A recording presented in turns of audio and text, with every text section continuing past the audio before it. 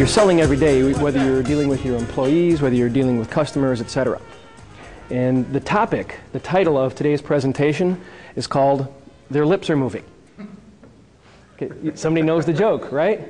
Okay, there's an old joke, and it applies to lawyers, etc., but it especially applies to salespeople these days. And it's, how can you tell when a salesperson is lying?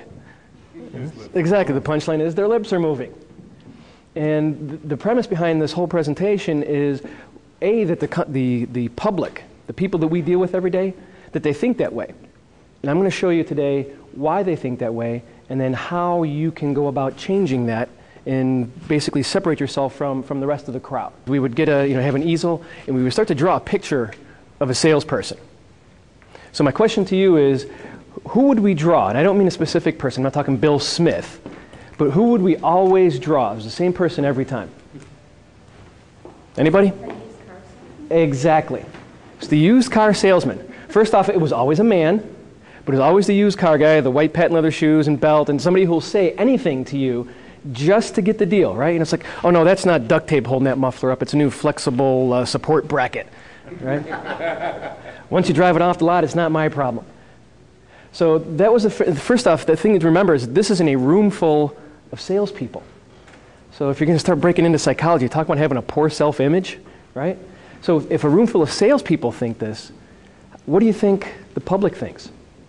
They think that exact same thing. And what we're going to talk about today is, what are the two root causes for this scenario? And there are two root causes. And the first one is the customers, the prospects. The second one is the salespeople themselves. So let's attack them one at a time. So when we're talking about the customers, is first off, do customers ever just come to you, unless they're your wife or a real good friend of yours, do they ever just come and talk to just you? No, right? They always just shop around. How many people do they talk to? How many different companies, salespeople, etc. do they talk to? You guys know this one? Three. Okay, there's a reason. There's a scientific reason why it's always three. Sometimes five, but very rarely is it ever two or four. Things in nature happen in sequences of threes.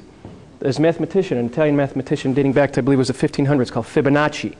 And he talks about how these things happen. For any of you who trade in securities or commodities or anything like that, you notice when things trend up or down, what do? They go up, they kind of level off, come down just a little bit, they go up, trend down a little bit, and then go back up, and then that's pretty much where they level off, is at that third one. Okay, there's a reason why, for example, why phone numbers are in sequences of three: area code, prefix, suffix. It's the way the brain works. It remembers things in sequences of three. It's probably an old sales trick you've all been taught, for example, when you're trying to set an appointment. Right? You say, okay, which time works better for you? Tuesday at 2, 4, or 6? So again, there's a reason why we use that old trick. Okay, one choice is a command, two choices is a dilemma. Three actually makes the person that you're talking to feel like they have a choice, even though you just picked those three times, possibly at random. The other thing is that people don't want to be taken. They don't want to be, quote unquote, sold something, right? I want to go out and I want to buy something. I want to make my own decision. So they don't want to be taken, so they actually think that a salesperson can make them buy something that they don't want. Right? Like I'm an Eskimo. I live in an igloo up in the northern part of Alaska. But yeah, sure, I'll take 3 ice makers. You're just that good. Please, come on. So now let's talk about the salespeople. Does anybody in here have an exclusive right to sell whatever it is that they sell? Really? Nobody else makes websites? And if it is something that's brand new and it's that good, you're not going to be exclusive for very long, are you? Somebody's going to copycat it. Because pretty much what it always revolves around is that, hey, our company is the best. We've been in business for 100 years or 50 years. We have deep ties in the community, etc. Our products and services, right? Nobody can beat our products and services. We have the best interest rates, the best return rates, the highest customer satisfaction, all those different things, right? If it's a service industry, nobody can service you like we can. Man, every time you call a number, Becky will answer the phone. She's the best. Am I pretty much right? Best product, best company, best service, that's what you guys sell, right? You all sell the exact same way. Would you agree with me on that? Okay. So now, let's take the salespeople a little bit further. How many of you know, for example, that the average time spent with a company, an employee with a company these days, is under 5 years. So what do? They basically rotate all those people throughout their industry. And then there's the other people, the entrepreneurial spirits, right? They're working for somebody and they say, this guy is an idiot, right? He runs his business. I can't believe he can stay in business this long. I can do it better than that. So what do? They go and they start up their own company. But once again, what are they going to be selling? They're going to be selling what they know. So they're, once again, still within that industry. They're still part of the churn.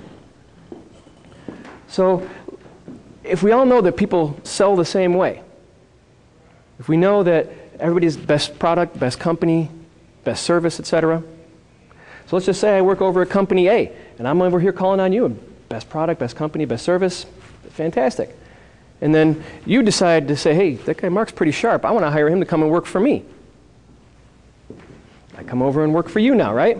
So who am I going to call on? I'm going to call on my sphere of influence. I'm going to call on my past customers. Call on the people who I know are going to use my product or service, right? So you paid me more money to come over and work for you. Who am I going to call on? I'm going to come back and call on you. I'm over at company B now. We've got the best product, the best company, the best service. So which one is it? Right? This is one of the main reasons of why people think that salespeople are liars. If I were honest, I might come over and say, I was with company A, they really are better, but he paid me a lot more money to come over and try and sell you. Okay? Product, service, not so much. But do business with me anyway. Right? No, nobody's going to do that. So the challenge as salespeople is this. We know that they're going to shop around. We're going to talk to 3 different people.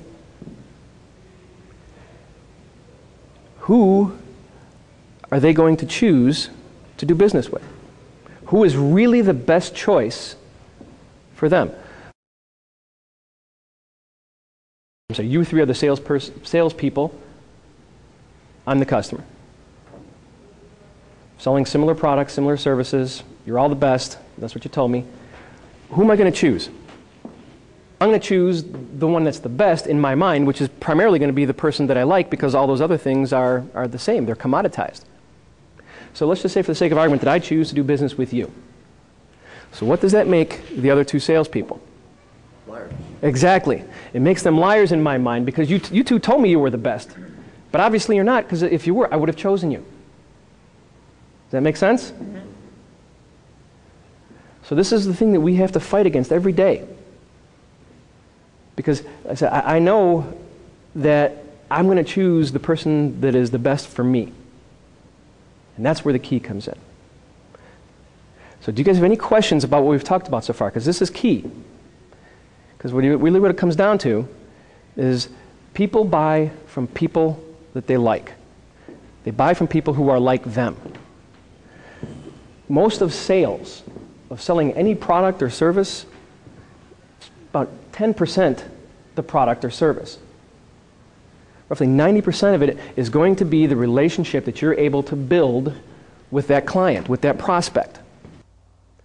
I hope you enjoyed this sampling of my sales workshop. Their lips are moving. If you liked what you saw and would like to sell more things to more people at prices higher than your competition, just give me a call and we'll make it happen. I'm Mark Papadas, and I'm passionately committed to your success.